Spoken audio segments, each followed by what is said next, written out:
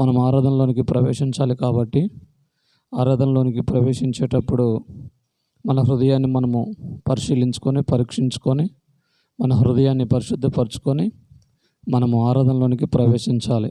కాబట్టి ఈ యొక్క కీర్తన భాగాన్ని ధ్యానించుకునేటప్పుడు మనము ప్రార్థన చేసుకొని కీర్తన భాగాన్ని ధ్యానించుకుందాం. కళ్ళు మూసుకున్నట్లయితే ప్రార్థన చేసుకుందాం. మహాపరిశుద్ధుడైన మా తండ్రి, కృపగలిగిన దేవా, నీకు వందనాలు, స్తుతులు, స్తోత్రములు. దేవా, నీ బిడ్డలు నీ సన్నిధికి వచ్చి ఉన్నారు ప్రభువా. నీ మాటలు వినడానికి బిడ్డలు నాయన ఎదురు చూస్తున్నారు. అలాగే నా ప్రభువా, వినిన మాటలని హృదయంలో పెట్టుకుని నాయన నిన్ను ఆరాధించి బిడ్డల గుండెలాగానో సహాయం చేయండి తండ్రి. నిలబడుతున్న నన్ను నీ సిలువ చాటున మరుగు చేసుకుని ప్రభువా, అయా నా ఆలోచనలో నా తలంపులు కావున్నా తండ్రి, అయా నీ ఆలోచనలో నీ తలంపులు నీ మాటలు నా నోటిన పెట్టమని పరిశుద్ధాత్మదేవ నీ సహాయాన్ని అర్థిస్తున్నాను తండ్రి. వచ్చిన బిడ్డలు నా ప్రభువా, నీ వాక్యాన్ని చక్కగా వినినైనా ఆరాధించే బిడ్డలుగా ఉండేలాగానో సహాయం చేయమని మా రక్షకుడును మీ ప్రియకుమారుడైన యేసుక్రీస్తు అతి పరిశుద్ధ నామంలో ప్రార్థించి ప్రతిమలు వేడుకుంటున్నాను తండ్రి. ఆమేన్. ప్రభునందు ప్రియమైన దేవుని బిడ్డలారా, సహోదరి సహోదరులారా, మనం ఆరాధన చేయాలంటే ఆరాధన చేయడానికి తగిన హృదయాన్ని మనము కలిగి ఉన్నామా లేదా అని ముందుగా మన హృదయాన్ని మనము పరిశీలించుకోవాలి, పరీక్షించుకోవాలి.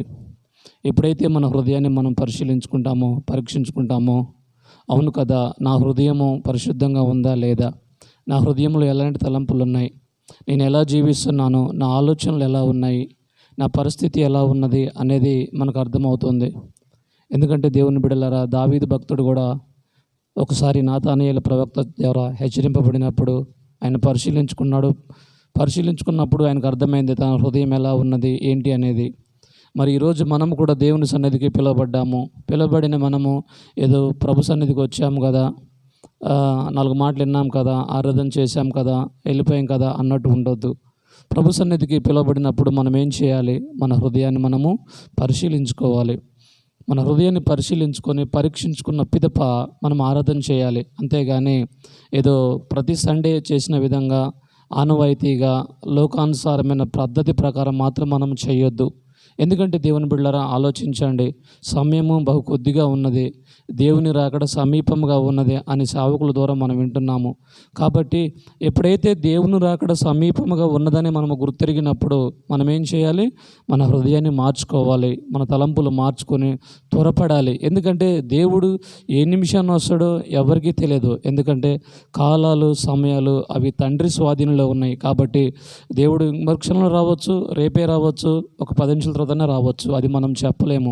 కాబట్టి ప్రియ దేవుని బిడ్డలారా, ఎంత త్వరగా మన హృదయాన్ని మనం మార్చుకొని, మన ఆలోచనలు మార్చుకొని, మన తలంపులు మార్చుకొని, మన క్రియలు మార్చుకొని, మనము దేవుని మాటకు లోబడి మనము ఆరాధన చేసే బిడ్డలుగా ఉండాలి. అప్పుడే మన ఆరాధన ప్రభు అంగీకరిస్తాడు. కాబట్టి ప్రియ దేవుని బిడ్డలారా, ఈరోజు చదవబడిన ఈ 3 వచనాలను బట్టి మనము ఆలోచన చేద్దాము. ఈ 3 వచనాల్లోనే 2వ వచనము చదువుకుందాము. పరిశుద్ధ స్థలము వైపు మీ చేతులెత్తి యెహోవాను సన్నతించుడి. 3. భూమి ఆకాశములను సృజించిన యెహోవా సియోనులో నుండి నిన్ను ఆశీర్వదించునుగాక. ఆమేన్. దేవుని బిడ్డలారా, చూడండి, వాక్య లేఖనాలు మనకేమో సెలవిస్తున్నాయి అంటే, పరిశుద్ధ స్థలము వైపు మీ చేతులెత్తి యెహోవాను సన్నతించండి.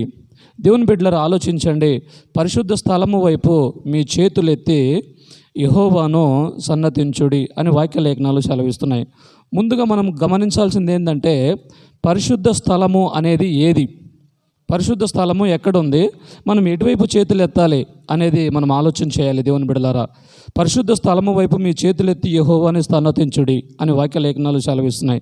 నిజంగా మనం ఆలోచిస్తే మన హృదయాన్ని మనం పరిశుద్ధపరచుకోకుండా దేవుని సన్నిధిలోనికి వచ్చి దేవుని సేవకుడు ఒకవేళ మీ చేతులెత్తి దేవునికి స్తోత్రం చెప్పండి అమ్మంటే అందరూ చేతులెత్తేస్తారు, చేతులెత్తేసి దేవునికి స్తోత్రం అంటారు, తప్పేం లేదు. కానీ ప్రియ దేవుని బిడ్డలారా, ఇక్కడ వాక్యలేఖనాలు సెలవిచ్చిన విధంగా పరిశుద్ధ స్థలము వైపు మీ చేతులెత్తి యెహోవాని సన్నతించుడి. మరి పరిశుద్ధ స్థలము వైపు మన చేతులు ఎత్తేటప్పుడు మన చేతులు ఎలా ఉండాలి?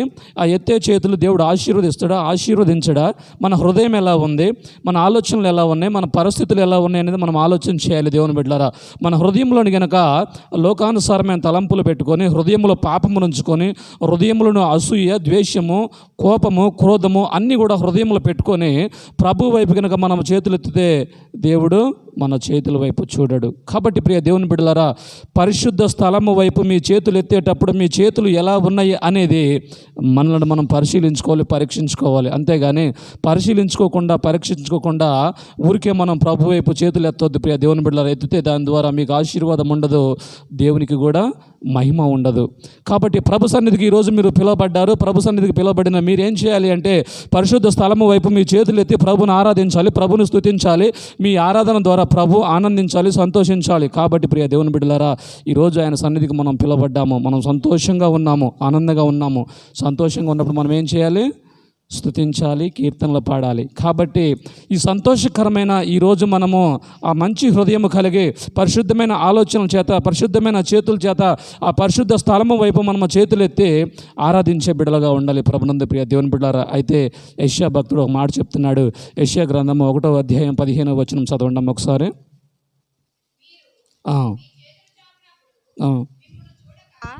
నా కన్నులు కప్పుకొందును, మీరు బహుగా ప్రార్థన చేసినను నేను వినను.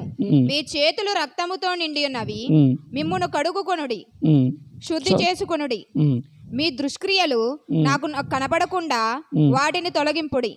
చాలా చూడండి దేవుని బిడ్డలారా, వాక్యలేఖనాలు సెలవిస్తున్నాయి. దావీదు భక్తుడు ఏమన్నాడంటే, మీ చేతులు పరిశుద్ధ స్థలము వైపు మీ చేతులు ఎత్తి యెహోవాని స్తుతించుడి అని దావీదు భక్తుడు అన్నాడు. కానీ యెషయా భక్తుడు ఏం చెప్తున్నాడు తెలుసా? మీరు ఎత్తే చేతులు ఎలా ఉన్నాయో మీరు జాగ్రత్తగా చూసుకోండి. ఎత్తమన్నాం కదా అని చెప్పేసి చేతులు ఎత్తడం కాదు. మీ చేతులు ఎలా ఉన్నాయి, మీ ఆలోచనలు ఎలా ఉన్నాయి, మీ హృదయం ఎలా ఉన్నది. మీరు దుష్క్రియల చేత నిండి ఉన్నట్లయితే మీరు దేవుని వైపు చేతులు ఎత్తినా సరే, దేవుడు ఏమంటున్నాడో తెలుసా?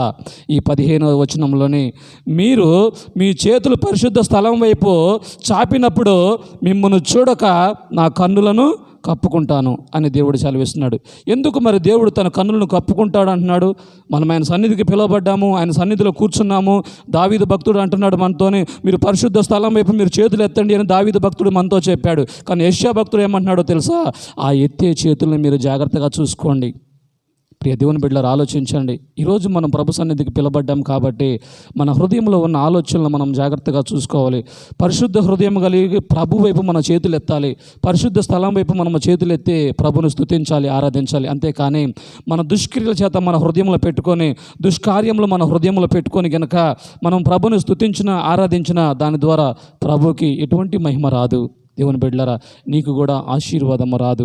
కాబట్టి దేవుని బిడ్డలారా, మనం ఆలోచించుకోవాలి. చూడండి, మీరు మీ చేతులు చాపినప్పుడు మిమ్మల్ని చూడక నా కన్నులు కప్పుకుందును.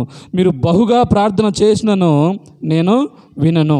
మీ చేతులు రక్తముతో నిండి ఉన్నవి, మిమ్మను కడుక్కోండి, శుద్ధి చేసుకోండి. మీ దుష్క్రియలు నాకు కనబడకుండా వాటిని తొలగింపుడి. దేవుని బిడ్డలారా, ఆలోచించండి. మన చేతులంట రక్తంతో నిండి ఉన్నాయంట. మరి రక్తంతో నిండి ఉన్న ఈ చేతులని ఏ రక్తమైతే పరిశుద్ధంగా ఉందో ఆ పరిశుద్ధమైన రక్తం చేత ఈ రక్తంతో నిండిన ఈ చేతులను మనము ఎప్పుడైతే కడుక్కొని ఆ పరిశుద్ధ స్థలం వైపు మన చేతులు ఎత్తుతామో అప్పుడు మనం ఆశీర్వదింపబడతాము. మన మన మన ప్రార్థన కానీ మనం బహుగా ఏడ్చినా కానీ ఆ ప్రార్థనకు వెంటనే సమాధానము ప్రభు మనకు దయచేస్తాడు. దేవుని బిడ్డలారా, ఆలోచించండి. యెషయా భక్తుడు చెప్తున్నాడు, మీ చేతులు ఎలా ఉన్నాయో జాగ్రత్తగా చూసుకోండి. చేతులే కాదు, మన హృదయాన్ని కూడా మనం చూసుకోవాలి. ప్రియ దేవుని బిడ్డలారా, పరిశుద్ధ స్థలం వైపు మనం చేతులు ఎత్తేటప్పుడు దేవుని యందు భయభక్తులు కలిగి మనం ఏం చేయాలి? చేతులను పైకెత్తాలి. అంతేగాని మన హృదయంలో దుష్క్రియలు ఉంచుకొని, లోకానుసారమైన తలంపులు ఉంచుకొని గనక ప్రభు వైపు మనం చేతులు ఎత్తితే ఎటువంటి ప్రయోజనం మనకు దొరకదు. దేవుని బిడ్డలారా, ఈరోజు ఆయన సన్నిధికి నువ్వు నేను మనందరం పిలువబడ్డాము. పిలువబడిన మనము, ఈ స్థలాన్ని ఆక్రమించిన మనము ఫలించే బిడ్డలుగా ఉండాలి. ఫలభరితమైన జీవితాలు మనము జీవించే బిడ్డలుగా ఉండాలి. అంతేకాని మనం ఏదో ఆయనవాయితీగా దేవుని సన్నిధికి వచ్చాము, ఆదివారం అయిపోయింది, 1 గంట అయిపోయింది, వెళ్ళిపోయాము, తిన్నాము, మళ్ళీ మన పనులు మనం బిజీగా ఉండొద్దు. అలా చేయొద్దు. క్రైస్తవ బిడ్డలకు అది తగదు.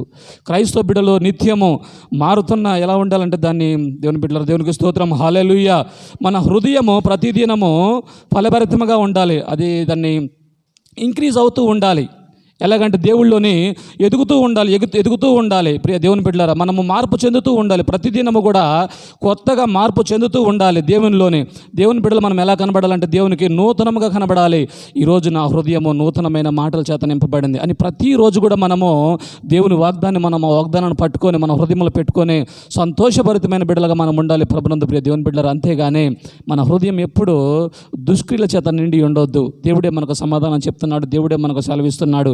దావీదు భక్తుడు పరిశుద్ధ స్థలం వైపు మీ చేతులు ఎత్తండి, దేవుని స్తుతించండి. అలాగే యెషయా భక్తుడు అంటున్నాడు, మీ ఎత్తే చేతులు మీరు చూసుకోండి, మీ హృదయాన్ని చూసుకోండి, మీ దుష్క్రియలను మీరు విడిచిపెట్టి ఆ పరిశుద్ధ స్థలం వైపు మీరు చేతులు ఎత్తితే గనక దేవుడు సంతోషిస్తాడు, మనం ఆశీర్వదింపబడతాము. అయితే ఏ రక్తం అయితే పరిశుద్ధమైనది ఉన్నదో ఆ పరిశుద్ధమైన రక్తముతోనే మన చేతులను కడుక్కోవాలి. మీ చేతులు రక్తంతో నిండి ఉన్నవి, మిమ్మల్ని కడుక్కోండి అని వాక్య లేఖనాలు సెలవిస్తున్నాయి. కాబట్టి మనం ఏ పాపం చేత అయితే ఈ చేతులు నిండి ఉన్నాయో, ఏ పాపము చేయడానికి ఈ చేతులు పరిగెత్తుతున్నాయో, ప్రియ దేవుని బిడ్డలారా ఆలోచించండి. ఈ పాపము చేత నిండి ఉన్న ఈ చేతులు, ఈ లోకానుసారమైన రక్తం చేత నిండి ఉన్న ఈ చేతులను, ఈ హృదయాన్ని మనం ఏం చేయాలి తెలుసా? మన కొరకు కలవరి శిలువలో ప్రాణం పెట్టిన ఆ యేసయ్య రక్తము అది పరిశుద్ధమైనది.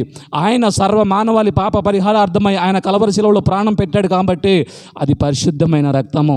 ఆ రక్తము చేత మన హృదయాన్ని కడుక్కోవాలి, ఆ రక్తము చేత మన చేతులను కడుక్కొని అదిగో అప్పుడు మనము పరిశుద్ధ స్థలం వైపు మన చేతులు ఎత్తినట్లయితే దేవుడు సంతోషంగా మన చేతులను ఆశీర్వదించే దేవుడిగా ఉంటాడు. ప్రియ దేవుని బిడ్డలారా, ఈరోజు మనం ఆయన మాటలు వింటున్నాము, ఆయన వాక్యాన్ని వింటున్నాము.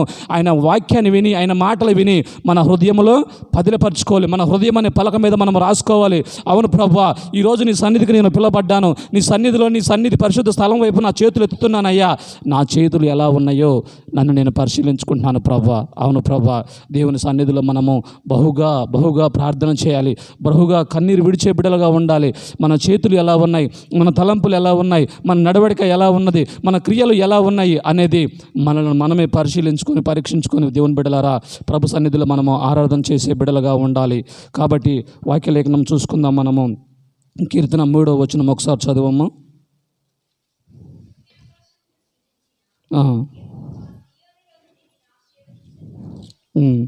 చాలమ్మా. దేవుని బిడ్డలారా చూడండి, భూమి ఆకాశములను సృజించిన యెహోవా సియోనులో నుండి నిన్ను ఆశీర్వదించునుగాక. దేవుని బిడ్డలారా చూడండి, ఇప్పుడు పరిశుద్ధమైన హృదయం కలిగి, పరిశుద్ధమైన చేతులు కలిగి ఆ పరిశుద్ధ స్థలం వైపు మనం చేతులు ఎత్తామో ఓకే, అక్కడ వరకు బాగానే ఉంది. యెషయా భక్తుడు చెప్పాడు, దావీదు భక్తుడు చెప్పాడు, మంచిగా ఓకే, మనకు అర్థమైంది. ఇప్పుడు మళ్ళీ దావీదు భక్తుడు ఏమంటున్నాడో తెలుసా? భూమి ఆకాశంలో సృజించిన యెహోవా నిన్ను ఆశీర్వదించునుగాక. ఎక్కడి నుండి ఆశీర్వదిస్తారని చెప్తున్నాడు దేవుడు? సియోనులో నుండి నిన్ను ఆశీర్వదిస్తాడు. మరి నువ్వు ఆశీర్వదింపబడాలి అంటే ప్రియ దేవుని బిడ్డలారా, నువ్వు ఎలాంటి ఆలోచనలు కలిగి ఉండాలి, ఎలాంటి హృదయము నువ్వు కలిగి ఉండాలి అనేది ఈరోజు నీవు పరిశీలించుకోవాలి. చాలామంది బిడ్డలు ఆశీర్వాదాలని పొందుకోలేరు.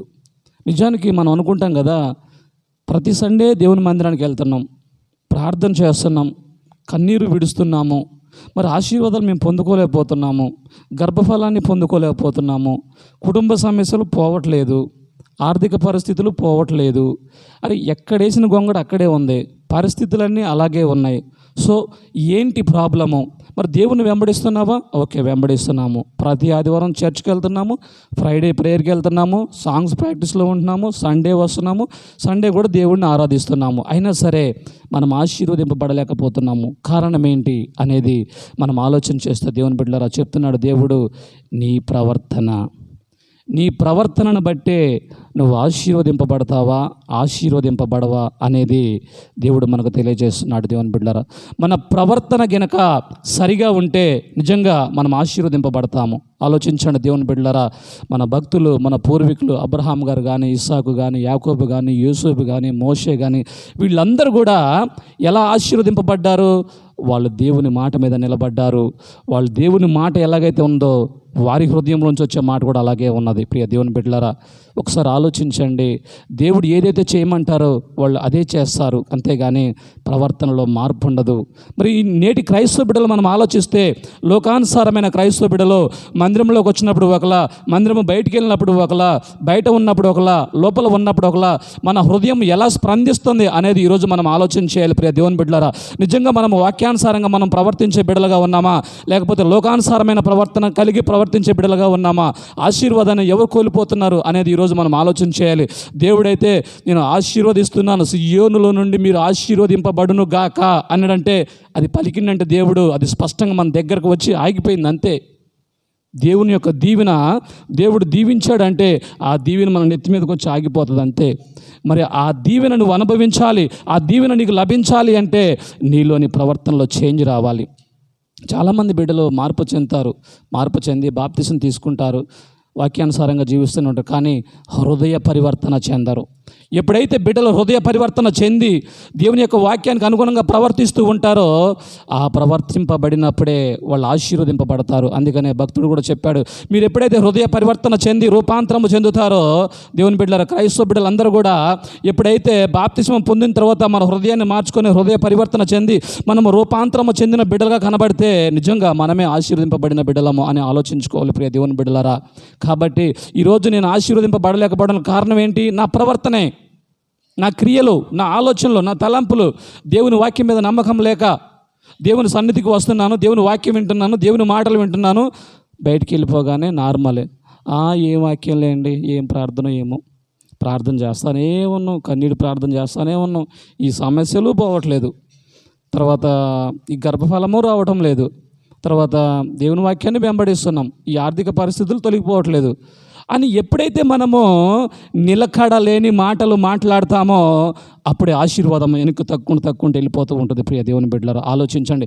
ఎప్పుడైతే నువ్వు రుడిగా అవును నా జీవితంలో ఇది జరుగుతుంది, నా దేవునికి సాధ్యం కానిదంటూ ఏది లేదని ఎప్పుడైతే నువ్వు రుడిగా నమ్మి దాని మీద స్థిరంగా నిలబడి ఉంటావో తుదకు అది కంపల్సరీ ప్రభు నీకు దాన్ని దయచేస్తాడు. దేవుని బిడ్డలు చూడండి, యోబు భక్తుడికి అనేకమైన శ్రమలు వచ్చాయి, అనేకమైన కష్టాలు వచ్చాయి, అయినా సరే ప్రవర్తనలో తేడా రాలేదు. ఆలోచించండి, యోబు భక్తుడు అధిక సంపన్నుడై ఉన్నప్పుడు ఎటువంటి ప్రవర్తన కలిగి ఉన్నాడో ఆ అధిక సంపన్నత అంతా పోయినా సరే అదే ప్రవర్తన కలిగి ఉన్నాడు. ఎక్కడ కూడా దేవుని దూషించలేదు, ఎక్కడ కూడా దేవుని ఒక్క మాట మాట్లాడలేదు. ఎందుకంటే ప్రియ దేవుని బిడ్డలు ఆలోచించండి, దేవుణ్ణి వెంబడించే బిడ్డలు శోధన కలిగిన, వేదన కలిగిన, బాధ కలిగిన, డబ్బు పైన, ఆస్తి పైన, ఏది పోయినా సరే మాట మీద నిలకడగా ఉన్నావు అనుకో, ప్రభు నీ వైపు చూస్తాడు, ప్రభు నిన్ను చూస్తూనే ఉంటాడు, నిన్ను పరిశీలిస్తాడు, నిన్ను పరీక్షిస్తాడు.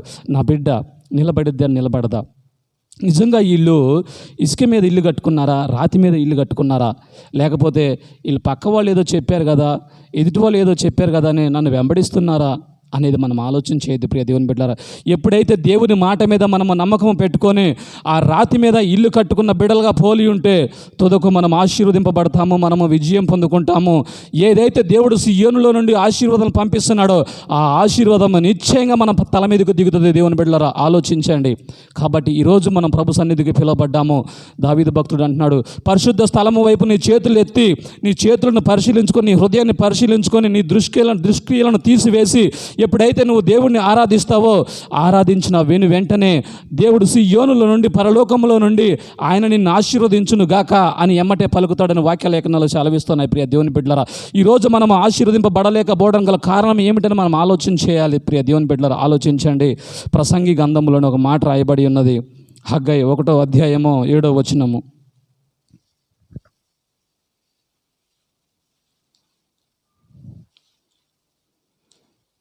హగ్గయి 1వ అధ్యాయము 7వ వచనం. లేదమ్మా, హగ్గయి 1:7.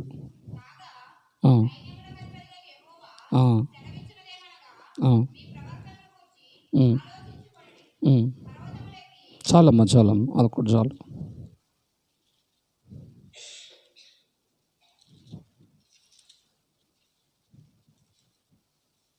దేవునికి స్తోత్రం. హల్లెలూయా, హల్లెలూయా, హల్లెలూయా, హల్లెలూయా.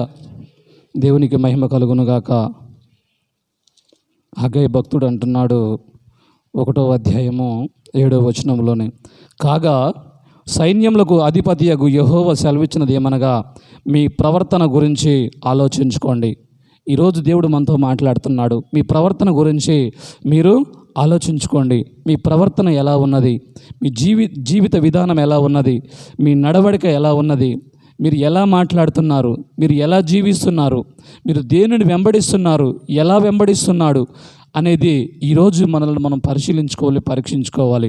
నిజంగా పరిశుద్ధ స్థలం వైపు మన చేతులు ఎత్తేటప్పుడు మన చేతులు ఎలా ఉన్నాయి అనేది ఈరోజు మనం ఆలోచించుకోవాలి. హగ్గై భక్తుడు కూడా అదే చెప్తున్నాడు. సైన్యములకు అధిపతియగు యెహోవా సెలవిచ్చినది ఏమనగా, మీ ప్రవర్తన గురించి మీరు ఆలోచించుకోండి. ఎప్పుడైతే మన ప్రవర్తన గురించి మనం ఆలోచించుకుంటామో నిజానికి మనం ఏం చేస్తున్నాం అనేది మనకు తెలిసిపోతుంది.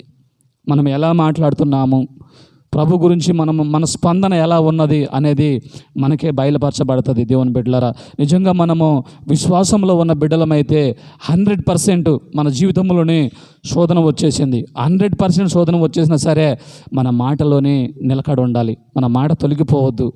దేవుడు ఏంది నా జీవితాన్ని ఇలా చేశాడు, దేవుడు ఏంది నా జీవితం ఇలా అయిపోయింది, దేవుడు ఏంది ఇలా చేశాడు నా జీవితాన్ని అని ఏబు ఏ రోజు కూడా మాట పలకలేదు. ఏబు నిలకడగా ఉన్నాడు. ఒక్కసారి 7 కుమారులు చనిపోయారు. ఒక్కసారి తన ఆస్తి అంతా, కొన్ని కోట్ల రూపాయల ఆస్తి. ఏబు ఊజు దేశంలోనే ధనవంతులు అందరిలో కల్లా గొప్ప ధనవంతుడు ఏబు. అటువంటి ధనము కళ్ళు మూసి కళ్ళు తెరిచేలోపు పటక్కన వెళ్ళిపోయింది. దేవుని బిడ్డలారా, ఆలోచించండి. ఒక్కసారిగా కొంతమంది వచ్చి అంటున్నారు, నీ గొర్రెలన్నీ చచ్చిపోయినాయి, నీ మేకలు పిడుగుపడి మొత్తం చచ్చిపోయినాయి, నీ గొర్రెలన్నీ చచ్చిపోయినాయి, గాడిదలు చచ్చిపోయినాయి, అన్నీ చచ్చిపోయినాయి, సమస్తము పోయిందని చెప్పేసి అని ఏబుకు ఒకదానెమ్మట ఒకటే ఇంకేముంది, నీ బిడ్డలు అక్కడ విందు చేసుకుంటుంటే సడన్గా గోడ కూలి నీ 7 కుమారులు చనిపోయారు అనగానే దేవుని బిడ్డలారా ఆలోచించండి, ఏబు హృదయం ఎలా ఉందో నిజానికి ఆలోచిస్తే. ప్రియ దేవుని బిడ్డలారా, ఈరోజు మన బిడ్డకి చిన్న కాలుకు దెబ్బ తగిలిన ప్రాణం విలవిల్లాడిపోయింది మనకి. మరి అలాంటిది ఏబు భక్తుడు చూడండి, దేవుని మీద ఎంత విశ్వాసమో. అంతమంది కుమారులు చనిపోయినా, తన సమస్తము కోల్పోయినా, ఆస్తి మొత్తము పోయినా సరే దేవుని బిడ్డలారా ఆలోచించండి. ఇవాళ రేపు ఎవరైనా మనల్ని 200 మోసం చేస్తే తట్టుకోలేము. ఆ 200కి 2 రోజులు బాధపడతాం. 200 పోయినాయి అని. ఒకవేళ ఆన్లైన్లో కానీ, ఫ్లిప్కార్ట్లో కానీ, అమెజాన్లో కానీ ఒక 500 వాడు ఎక్స్ట్రా తీసుకెళ్ళిపోయింది అనుకో, 5-6 సార్లు ఫోన్ చేస్తాం వాడికి, నీకు 500 ఎక్స్ట్రా వచ్చిన మళ్ళీ వచ్చి అని. దేవుని బిడ్డలారా ఆలోచించండి. మరి ఏబు భక్తుడు తన జీవితంలోనే సర్వమును కోల్పోయాడు. అయినా సరే ఎక్కడ కూడా ప్రభుని చిన్న మాట కూడా అనలేదు. ప్రియ దేవుని బిడ్డలారా, సరే దేవునితోనే ఆ శత్రువు, ఆ దెయ్యము వారిద్దరు పందెం చేసుకున్నారు. దేవుడు దెయ్యము వాళ్ళిద్దరి మధ్య జరిగింది అది. కానీ ఏబుకు తెలియదు నిజంగా జరుగుతుందని. ఒకవేళ దేవుడు దెయ్యం వాళ్ళిద్దరు కలిసి నా జీవితం ఇలా చేశారని ఏబుకేం తెలియదు. ఏబు యొక్క విశ్వాసాన్ని మీరు ఒకసారి ఆలోచించండి. ఒకవేళ శత్రువు దెయ్యము దేవుడు వాళ్ళిద్దరూ పందెం పెట్టుకున్నారు, అది వాళ్ళ దగ్గరే ఉంది అది. కానీ ఏబుకు తెలియదు. ఏబు హృదయంలో విశ్వాసం ఉంది, ఏబు హృదయంలో దేవుడి మీద ప్రేమ ఉంది. దేవుడే నాకు దయచేశాడు, దేవుడే తీసేసుకున్నాడు అని ఏబు భక్తుడు ఎలా మాట్లాడారు. ప్రియ దేవుని బిడ్డలారా ఆలోచించండి. ఈరోజు మన హృదయం ఎలా ఉన్నది? మన హృదయము ధన వ్యామోహం చేత నిండి ఉన్నదా, లోకానుసారమైన తలంపుల చేత నిండి ఉన్నదా, లేకపోతే అవిశ్వాసం చేత మన హృదయం నిండి ఉన్నదా? మన చేతులు ఎటువైపు ఎత్తుతున్నాము? నిజంగా పరిశుద్ధ స్థలం వైపు మన చేతులు ఎత్తున్నామా, లేకపోతే నామకే వాస్తుగా నామకరణంగా దేవునికి స్తోత్రం అంటే అందరూ చేతులు ఎత్తి దేవునికి స్తోత్రం అంటున్నామా? దేవుని బిడ్డలారా ఆలోచించండి. మనకు తెలియకుండానే ఎన్నోసార్లు మనము మన హృదయంలో దుష్క్రియలను ఉంచుకొని ప్రభు వైపు చేతులు ఎత్తి ఉండొచ్చు. ఈరోజు దేవుని వాక్యం సెలవిస్తుంది, ప్రభు సన్నిధిలో నువ్వు నేను ఆరాధించాలి. కాబట్టి మనం ఆరాధించేటప్పుడు మన హృదయం ఎలా ఉంది, మన ఆలోచనలు ఎలా ఉన్నాయి చూడండి. ఒకరోజు 2 వ్యక్తులు దేవాలయంలోకి ప్రార్థన చేసుకోవడానికి వస్తున్నారు. ఆ 2 వ్యక్తులు ఎవరో తెలుసా? సుంకరి, సమరయుడు. పరిసేయుడు, సుంకరి. దేవుని బిడ్డలారా చూడండి, పరిసేయుడు యొక్క హృదయము, సుంకరి యొక్క హృదయాన్ని ప్రభు మనకు బయలుపరుస్తున్నాడు. చూడండి, వీళ్ళిద్దరు కూడా ప్రభు సన్నిధికి ప్రార్థన చేయడానికి ప్రభు సన్నిధిలోనికి వచ్చారు. పరిశుద్ధ స్థలం వైపు ఇద్దరు చేతులు ఎత్తారు. వీళ్ళిద్దరు వ్యత్యాసం చూడండి, ప్రార్థన, ప్రవర్తన, జీవితం ఎలా ఉన్నదని మనం ఈరోజు ఆలోచన చేయాలి. దేవుని బిడ్డలారా, అయితే ప్రభు సన్నిధికి వాళ్ళిద్దరూ పిలబడ్డారు, పరిసేయుడు, సుంకరుడు. అయితే పరిసేయుడు ప్రార్థన చేస్తున్నాడు. పరిసేయుడు ప్రభు వైపు చేతులు ఎత్తి, నేను నీ సన్నిధికి వస్తున్నానయ్యా, నీకు ప్రార్థన చేస్తున్నాను ప్రభువా, నీకు ప్రతి సండే నీకు కానుక ఇస్తున్నాను ప్రభువా, అలాగే 10వ భాగం ఇస్తున్నాను ప్రభువా, అన్నీ కూడా నేను క్రమంగా చేస్తున్నాను ప్రభువా అని పరిసేయుడు ప్రార్థన చేస్తున్నాడు. ప్రభునందు ప్రియ దేవుని బిడ్డలారా, అలాగే ప్రభు సన్నిధికి పిలబడిన ఇంకో వ్యక్తి కూడా, సుంకరి కూడా ప్రార్థన చేస్తున్నాడు. సుంకరి ఏమైనా ప్రార్థన చేస్తున్నాడంటే, దేవా నీ వైపు కనులు ఎత్తడానికి కూడా నేను అర్హుణ్ణి కానయ్యా అని ఈ సుంకరి దీన హృదయం కలిగి తగ్గించుకొని, ప్రభువా నీ పరిశుద్ధ స్థలం వైపు నా చేతులు ఎత్తడానికి కూడా అయ్యా నేను సరిపోను ప్రభువా అని సుంకరి ప్రార్థన చేస్తున్నాడు. పరిసయ్యుడేమో నేను దేవుని సన్నిధికి వస్తున్నాను, కానుక ఇస్తున్నాను, దశంభాగం ఇస్తున్నాను, నీ మందిరంలో ప్రార్థన చేస్తున్నాను, ప్రతిసారి ప్రార్థన చేస్తున్నానని గర్వ హృదయం కలిగి అసూయతోని ప్రభుని ఎటు విధంగా ప్రార్థన చేస్తున్నాడు, ఎటువంటి హృదయం కలిగి ప్రార్థన చేస్తున్నాడు, ఎటువంటి ప్రవర్తన కలిగి ఈ పరిసయ్యుడు జీవిస్తున్నాడు, ఎటువంటి ప్రార్థన కలిగి ఎటువంటి ప్రవర్తన కలిగి ఈ సుంకరి జీవిస్తున్నాడు అనేది ఈరోజు మనం ఆలోచన చేస్తే ప్రియ దేవుని బిడ్డలారా, ఒకవేళ మనము పరిసయ్యుని యొక్క హృదయం కలిగి ఉన్నామా లేకపోతే సుంకరి యొక్క హృదయాన్ని కలిగి ఉన్నామా అనేది ఈరోజు మనం ఆలోచన చేయాలి దేవుని బిడ్డలారా. వీరిద్దరు కూడా ప్రభు సన్నిధికి పిలబడిన వారే. ప్రభు సన్నిధికి పిలబడిన వ్యక్తుల్లోనే హృదయాలలోని వ్యత్యాసాన్ని ప్రభు మనకు చూపిస్తున్నాడు. ఈరోజు నువ్వు పరిసయ్యుని యొక్క హృదయాన్ని కలిగి ఉంటే ప్రియ దేవుని బిడ్డలారా, ఈరోజు నీ హృదయాన్ని నువ్వు మార్చుకోవాలి. సుంకరి ఏ విధమైన హృదయాన్ని కలిగి ఉన్నాడు, సుంకరి ఎలాంటి హృదయాన్ని కలిగి దీన మనసు కలిగి, ప్రభువా నీ పరిశుద్ధ స్థలము వైపు నా చేతులు ఎత్తడానికి కూడా నా తండ్రి నేను సరిపోనయ్యా, నా హృదయము దుష్క్రియల చేత నిండి ఉన్నది ప్రభువా అని కన్నీరు విడుస్తూ ప్రభు సన్నిధిలోనే క్షమాపణ కోరుకుంటూ పశ్చాత్తాప హృదయం కలిగి తనను తాను తగ్గించుకుంటూ ప్రభు సన్నిధిలోనే సుంకరి ప్రార్థన చేస్తున్నాడు. దేవుని బిడ్డలారా, అయితే ప్రభు ఎవరు ప్రార్థన ఇష్టపడతారో మీకే అర్థమై ఉంటుంది. ఈ టయానికి ప్రభు మీతో మాట్లాడుతున్నాడు. మీరు సుంకరు లాంటి హృదయాన్ని కలిగి ఉన్నారా, లేక పరిసయ్యుడు లాంటి హృదయాన్ని కలిగి ఉన్నారా, ఎటువంటి హృదయాన్ని కలిగి ఉన్నారు, ఎటువంటి ప్రవర్తన మీరు కలిగి ఉన్నారు అనేది ఈరోజు వాక్యలేఖనాల ద్వారా ప్రభు మనతో మాట్లాడుతున్నాడు. కాబట్టి ఈరోజు ఆయన సన్నిధికి పిలబడిన మనము ఎలాంటి హృదయం కలిగి ప్రభుని ఆరాధించాలి. చూడండి, అద్భుతమైన మాట. నిన్న సిస్టర్ రోజారాణి వాళ్ళ ఇంట్లోని ప్రార్థన జరిగినప్పుడు దేవుని సేవకుని చేత ఒక అద్భుతమైన మాట దేవుడు పలికించాడు. ఆమె పేరు ముసలామె, ఒక ఆమె ఎగ్జాంపుల్ చెప్పారు. మెట్ల దగ్గర, రైల్వే స్టేషన్ మెట్ల దగ్గర ఆమె అడుక్కుంటూ ఉంటుంది. ఆమె అడుక్కుంటూ ఉండి ఆమె రాధా మనోహర్ దాస్ అతను వచ్చాడు అక్కడికి. అతను వచ్చి ఏం చేశాడంటే, నీకు కొంచెం డబ్బులు ఇస్తానమ్మా, నువ్వు విగ్రహానికి సంబంధించిన మాట పలుకు అని చెప్పేసి అని ఆయన అంటాడు. అంటే ఆమె పలకనని చెప్పేసి అంటుంది ఆ ముసలామె. సరే అని చెప్పేసి నేను ఎట్ట పలికించాలని చెప్పేసి అని రాధా మనోహర్ దాసు కొంచెం తెలివితోనే 50 ఇచ్చి దగ్గర 150 ఇచ్చిండు. 150 ఇచ్చి పలకలేదు. ఈ ముసలామ అల్లిలో అని చెప్పేసి అని అంది ఈ ముసలామెడే. ఏమన్నమాట ఆయన అన్నాడు, ఏమన్నమాట ఏదైతే దేవునికి స్తోత్రం అన్నాడో ఆయన కూడా స్తోత్రం అన్నాడు. మళ్ళీ తర్వాత ఆయన అన్న మాట ఏమనాలి కదా, ఆయన ఏమన్నాడు, వాళ్ళకి సంబంధించిన దేవుని మాట ఆయన పలికిండు, ఏమనలే. అదేంటమ్మా నువ్వు అన్నది నేను అన్నాను కదమ్మా, నేను అన్నది నువ్వు కూడా అన్నాను అంటే నేను అన్న అమ్మమ్మమ్మ నేను అసలే అన్నా ఉంది అంటే, సరే 150 ఇస్తామ్మా, 50 కదా ఇప్పుడు 150 ఇస్తున్నా, నేను ఈ మాట అంటాను, నువ్వు అని అంటే అమ్మమ్మమ్మ నేను అసలే అన్నయ్యా, నువ్వు ఎంత ఇచ్చినా నాకు అవసరం లేదు, నేను అసలే ఆ మాట పలకను అంతే. దేవుని బిడ్డలారా, ఆలోచించండి. ఆమె ఒక్క మాట పలకకపోవటం వల్ల ఆమె ప్రవర్తనను దేవుడు చూశాడు. ఆమెను ఆ రైల్వే స్టేషన్ మెట్ల దగ్గర అడుక్కునే ఆ ముసలామనే కొంతమంది సేవకుల మధ్యలోనికి ప్రభువు నడిపించి ఆమెను సన్మానించడం జరిగింది. దేనివల్ల?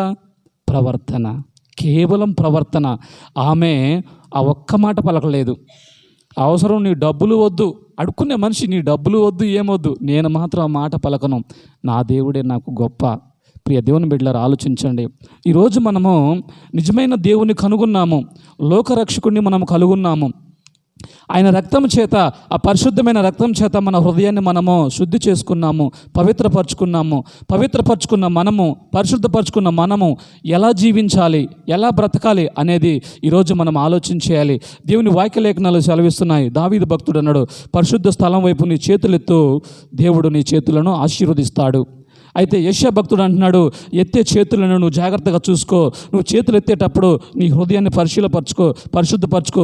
నీ హృదయంలో ఏ అయితే దుష్క్రియలు ఉన్నాయో, లోకానుసారమైన తలంపులు ఉన్నాయో వాటన్నిటిని తీసివేసి ఆ పరిశుద్ధమైన హృదయం కలిగి ఆ పరిశుద్ధ స్థలం వైపు నీ చేతులు ఎత్తు, ప్రభు నిన్ను నిశ్చయంగా ఆశీర్వదిస్తాడని వాక్యలేఖనాలు సెలవిస్తున్నాయి. దేవుని బిడ్డలారా, ఆలోచించండి. పరిసయ్యుడు ఎలాంటి హృదయాన్ని కలిగి ఉన్నాడు, సుంకరు ఎలాంటి హృదయాన్ని కలిగి ఉన్నాడు అనేది ఈరోజు ప్రభు మన మధ్య పెట్టి ఉన్నాడు.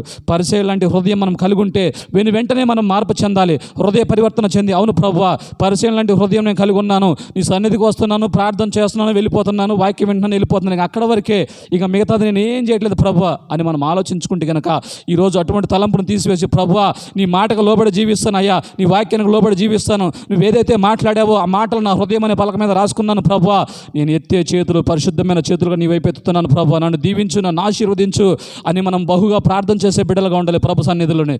అప్పుడే వాక్యము మన మధ్య నిలిచి ఉంటుంది. ప్రభునందు ప్రియ దేవుని బిడ్డలారా, ఈరోజు మనం ఆరాధన చేయాలి. కాబట్టి ఇంకా చాలా వాక్యం రాసుకున్నాను, సమయం అయిపోతానే ఉంది, 20 నిమిషాలు. దేనికి స్తోత్రం, హల్లెలూయా హల్లెలూయా. ఒకసారి యాజకుడు కూడా ప్రవర్తనలో తేడా చూడండి.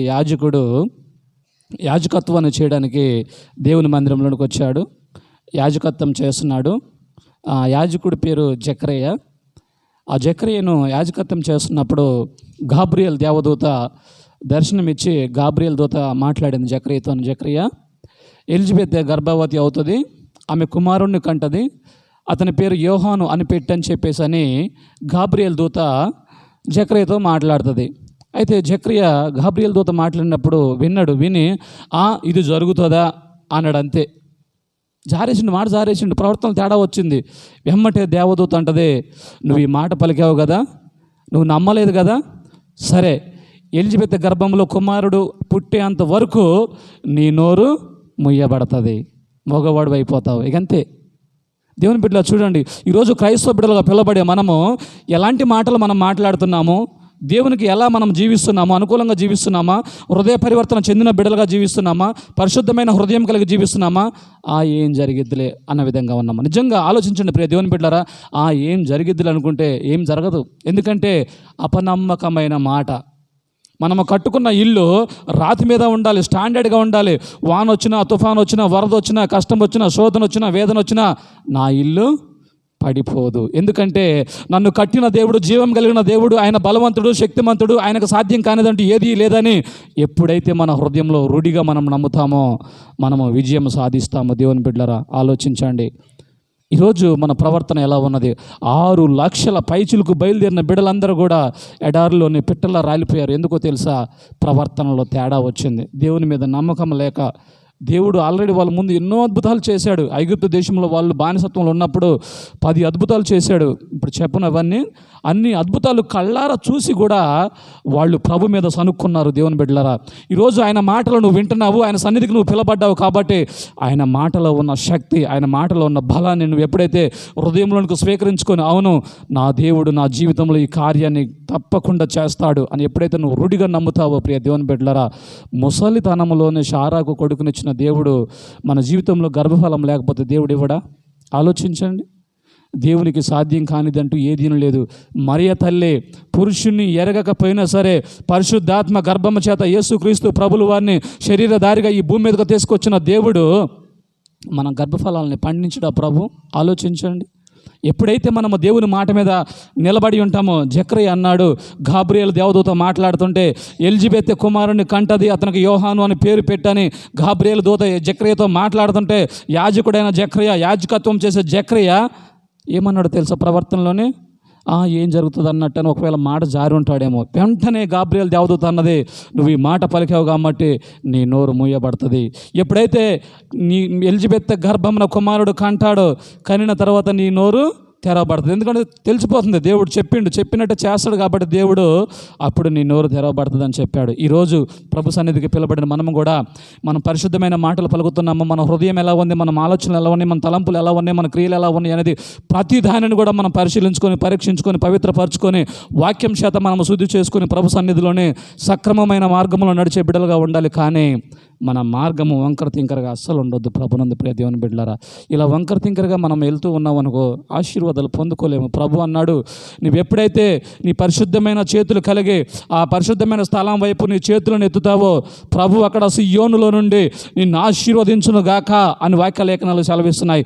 ఈ యొక్క వాగ్దానాన్ని ఈరోజు మనం పట్టుకొని, ప్రభువా సియోనులో నుండి నువ్వు నన్ను ఆశీర్వదిస్తానని వాగ్దానం చేసావు. ప్రభువా ఇగో నా హృదయాన్ని మార్చుకున్నానయ్యా, నా హృదయాన్ని పరిశుద్ధపరచుకుంటున్నాను, ఇగో నా చేతులు నీ వాక్యం చేత కడుక్కున్నానయ్యా, ఈ పరిశుద్ధమైన చేతులు నీ వైపు ఎత్తుతున్నాను. ప్రభువా నన్ను ఆశీర్వదించు, నన్ను దీవించు. ప్రభువా నేను ఫలభరితమైన జీవితాన్ని జీవించాలి. ప్రభువా నేను హృదయ పరివర్తన చెందిన బిడ్డగా ఉండాలి, ఒక ప్రత్యేకింపబడిన బిడ్డగా నేను ఉండాలని ఒక సంకల్పము, దృఢమైన హృదయము మనము కలిగి ఈరోజు ప్రభు సన్నిధిలో ప్రార్థించే బిడ్డలుగా ఉండాలి. ప్రభునందు ప్రియ దేవుని బిడ్డలారా, మన హృదయాన్ని మనం మార్చుకోవాలి, మన తలంపులు మార్చుకోవాలి, మన క్రియలు మార్చుకోవాలి. ఇంకా ఎన్ని రోజులు మనం ఇలా వాక్యం వినుకుంటూ పోతూనే ఉంటాం, కానీ మనం మార్చుకోలేకపోతున్నాము అంటే మన ప్రవర్తనలో తేడా వల్ల. కష్టం రానివ్వండి, శోధన రానివ్వండి, బాధ రానివ్వండి, ఏపుకొచ్చింది చూసాము. వాక్య లేఖనాలు సెలవిస్తున్నాయి, చాలా ఉన్నాయి. నమ్మని బిడ్డలు ఉన్నారు, నమ్మే బిడ్డలు ఉన్నారు. కానీ దేవుని యొక్క వాక్య లేఖనాలు సెలవిస్తున్నాయి, నమ్ముట నీ వలనైతే సమస్తము సాధ్యమే. ప్రభు మనకే ఇచ్చాడు. నువ్వు నమ్మి నిలబడు దాని మీద. నేను కార్యం చేస్తానని ప్రభు సెలవిస్తున్నాడు. పేతురు, నేను నడుస్తాను నీటి మీద అన్నాడు. ప్రభు అన్నాడు, నడువు, ఇంతే, నేను నడుస్తాను, నువ్వు నడువు అన్నాడు ప్రభు. ఇంక వేరే మాట అనలే. కానీ పేతురే కొంచెం దూరం బాగానే వచ్చాడు, కిందకు చూడగానే భయపడిపోయాడు. దేవుని బిడ్డల ప్రవర్తనలో తేడా వచ్చేసింది. స్టార్టింగ్ మనకు కూడా దేవుని వెంబడించేటప్పుడు స్టార్టింగ్లోని మండే హృదయం ఉంటుంది. ప్రభు సన్నిధికి ఒకవేళ నూతనంగా వచ్చామనుకో, ఖచ్చితంగా నేను ప్రభులో ఉండాలి, వాక్యానుసారంగా నేను జీవించాలి, ప్రతి సండే ప్రభు సన్నిధికి వెళ్ళాలి, శుక్రవారం ప్రభు సన్నిధికి వెళ్ళాలని మండుతూ ఉంటాము, మండే హృదయం కలిగి ఉంటాము. రాను రాను మండే హృదయం ఏమవుతుందంటే చల్లారిపోతూ ఉంటుంది. ఎందుకు చల్లారిపోతుందంటే, ఫస్ట్ నువ్వు మండే హృదయం కలిగి ప్రభు సన్నిధికి రాగానే ప్రభు కూడా నా బిడ్డ స్థిరంగా నిలబడతారు, నా బిడ్డ స్ట్రాంగ్గా ఉంటాడని ప్రభు ఆశీర్వాదాలు ఇచ్చేస్తూ ఉంటాడు. ఆశీర్వాదాలు ఇచ్చేస్తుంటే వస్తుంటే మనకు డబ్బులు వస్తూ ఉంటాయి, ప్రతి దానిలో మనకు కలిసి వస్తూ ఉంటుంది. కుమారుడు అంటే కుమారుడు పుడతారు, కూతురు అంటే కూతురు పుడు, అన్నీ పుడుతుంటాయి కదా. అన్నీ మనకు అనుకూలంగా వచ్చినప్పుడు ఏమవుతుంది తెలుసా? ప్రార్థన తగ్గిపోతూ ఉంటుంది. దేవుని సన్నిధికి వెళ్దామంటే అబ్బా ఈరోజు వేరే పని ఉంది, అర్జెంట్ పని ఉంది, వెళ్ళాలి, అది తగ్గిపోతుంది. అట్లా చిన్నగా మనం ఏం చేస్తామో తెలుసా? మన విశ్వాస జీవితాన్ని చల్లార్చుకుంటూ ఉంటాము. అయితే ప్రభు లేఖనాలు సెలవిస్తున్నాయి, అలాంటి లోకానుసారమైన వాటికి మనం ఎప్పుడు హృదయం ఇవ్వదు. మన హృదయం ఎప్పుడు మండుతూనే ఉండాలి. ప్రభు వాక్యము కొరకు దేవుని సన్నిధికి పిలబడిన మనందరము మండే బిడ్డలుగా ఉండాలి. ఇంకెవరైతే మండని బిడ్డలు ఉన్నారో వాళ్ళకు మనము దేవుని యొక్క వాక్యాన్ని పరిచయం చేయాలి. దేవుడు అదే చెప్పాడు కదా వాక్య లేఖనాల ద్వారా, మీరు దేవుని యొక్క శరీర రక్తంలో పాలు పొందుకున్న మీరు నన్ను ప్రచురించండి అని దేవుడు సెలవిచ్చాడు. మనం ఎప్పుడైతే ప్రభు శరీర రక్తంలో పాలు పొందుకుంటున్న మనము ప్రభుని ప్రచురించే బిడ్డలుగా ఉన్నామా, పరిచయం చేసే బిడ్డలుగా ఉన్నామా లేమా అనేది ఈరోజు మనం పరిశీలన చేసుకొని పరీక్షించుకొని ప్రభు సన్నిధిలో మనం ఆరాధన చేద్దాము. దేవునికి మహిమ కలుగును గాక. హల్లెలూయా. ఇటు వాక్యం దేవుడు దీవించును గాక.